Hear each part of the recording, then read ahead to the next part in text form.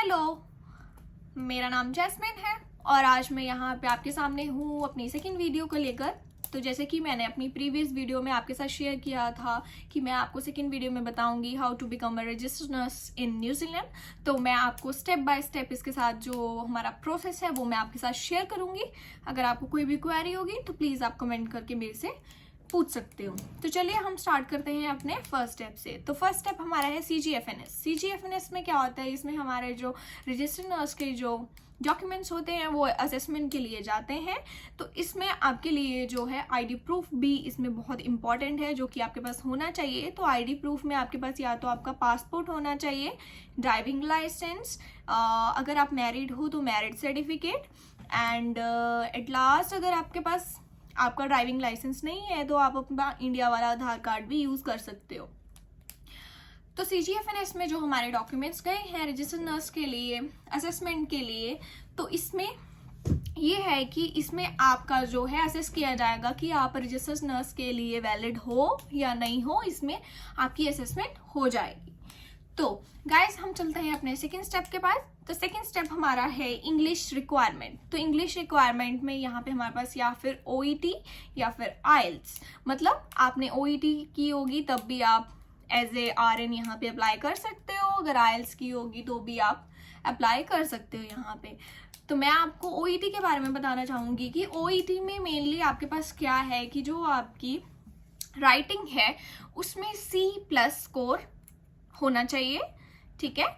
और जो आपकी स्पीकिंग, लर्निंग, रीडिंग है उसमें आपके पास जो आपका स्कोर है वो B होना चाहिए। तो स्पेशली इन न्यूजीलैंड में क्या है, जो OET का प्रोसेस है वो मैं आपको बताती हूँ, मैं आपके साथ शेयर करती हूँ कि यहाँ पे जो एक बहुत अच्छी बात है जो कि अदर कंट्रीज में नहीं है। न्यूजीलैंड में अगर आप OET का एग्जाम देते हो, जैसे आप फर्स्ट टाइम एग्जाम दे रहे हो और आपका OET एग्जाम क्लियर नहीं हुआ, फर्स्ट टाइम में अगर क्लियर नहीं हुआ, तो अगर आप अपनी रीडिंग में रह गए हो या लर्निंग में रह गए हो, अगर उसमें आप अच्छे स्कोर नहीं कर पाए हो, तो इसमें क्या होता है कि आप स्टेप बाय स्टेप मॉड्यूल, किसी भी मॉड्यूल को सिलेक्ट करके, लाइक आपके लर्निंग में अगर स्कोर अच्छा नहीं आया है तो आप लर्निंग वाला मॉड्यूल अपना जो है सिलेक्ट करके उस एग्ज़ाम में आप उसको क्लियर कर सकते हो 1 बाय 1। तो ऐसा नहीं होगा कि अगर आप लर्निंग में अगर फेल हो चुके हो तो आप पूरा ही एग्ज़ाम आपको दोबारा देना पड़ेगा। नहीं, ऐसा नहीं है।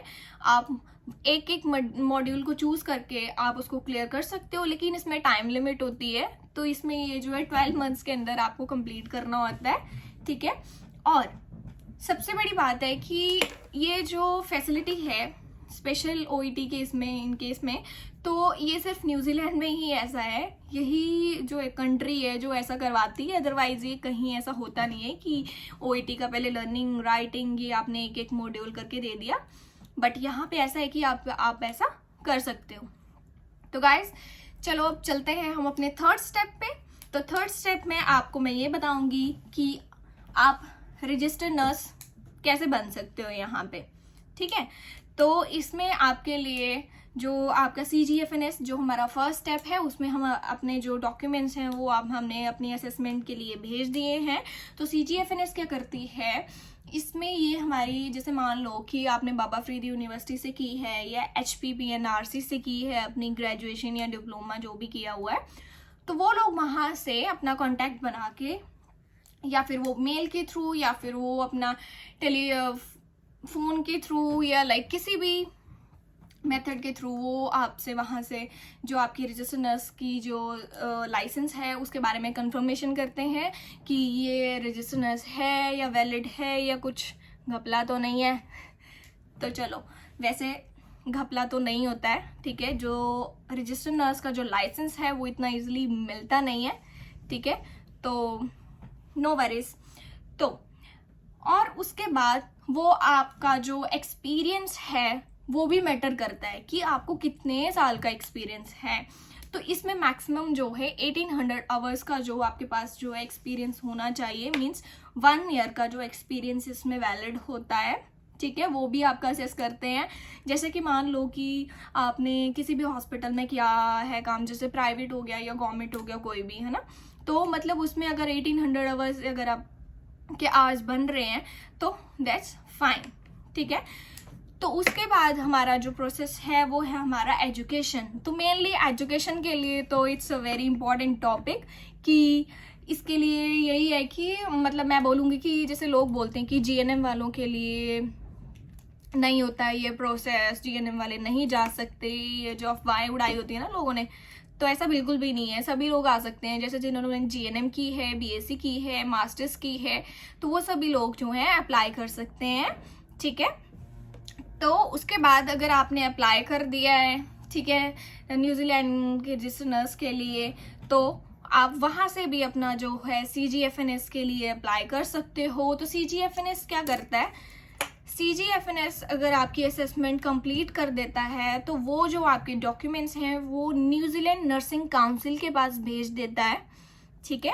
जो आपके डॉक्यूमेंट्स होंगे, तो न्यूजीलैंड नर्सिंग काउंसिल क्या करती है, जो आपके रजिस्टर्ड नर्स के जो भी डॉक्यूमेंट्स होते हैं उनको असेस करती है, और मैक्सिमम उनको आपके डॉक्यूमेंट्स को असेस करने के लिए 3 मंथ्स लगते हैं, ठीक है। तो 3 मंथ्स का ये जो एक बना हुआ है कि 3 मंथ्स की असेसमेंट्स हैं।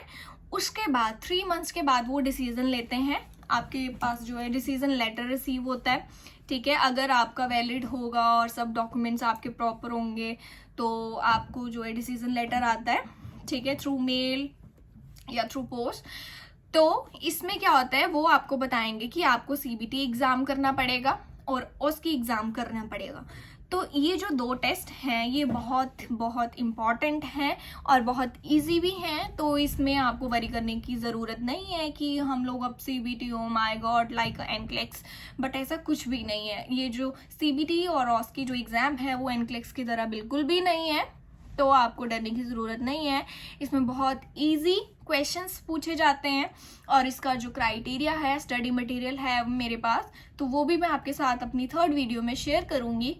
तो गाइज इस वीडियो को मैं यहीं फिनिश करती हूँ। तो guys please like, share and comment if you have any inquiry about anything. या थैंक यू, मिलते हैं नेक्स्ट वीडियो के साथ।